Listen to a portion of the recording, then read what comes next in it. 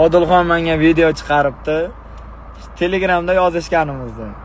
O'zi bilmay ham qoldim. O'zi boshida shoqolni bekorga aytmagan ekanman-da. Shoqolligini qilar ekan. O'rtamizdagi narsani sekin ommaga olib chiqishi bilmadim. Keyin boy qilamiz debdi. Sen boshida intervyu vaqti aytganding-ku, o'zbeklar bilan urushmayman deb. Nima bo'lyapti? Buncha prosmotr yemayaptimi? Shunday bo'ladi. Ha, otam, banor. Yannoy Karol. Ya volk, assalomu alaykum. Alloh qo'llab turgani banda xo'rlolmaydi. Endi sani davring o'tdi.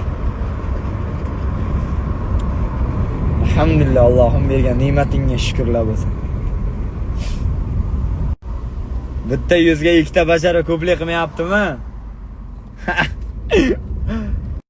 Qolgan masalalarga keladigan bo'lsa, men hech qachon senga sir bermaganman.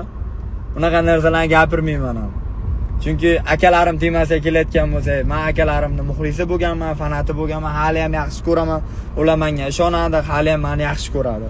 Ular hali ham meni yonimda. Sen xavotir olma. Asilbek emiman. Meni zemlagimga keladigan bo'lsak, u meni jigarim, yaqinim, sirdoshim. Men u aytgan gapni aytganimdan faxrlanaman. Men yaqinlarim borligini isbotlab qo'yaman, shunchaki so'zlarim bilan. Yana o'sha gap, bitta basharaga ikkita yuz ko'plik qilmayaptimi? Assalomu alaykum. Alloh ko'rib turibdi, jazosi qattiq bo'ladi. Juda qattiq bo'ladi. Qo'rqinglar, iltimos. Men bemalol xotirjam gapirishim sababi bu o'zimga ishonib, hammasini to'g'ri qilayotganimda. Hali gaplashamiz. Ey Allohim, o'zingdan o'zgasiga muhtoj qilma.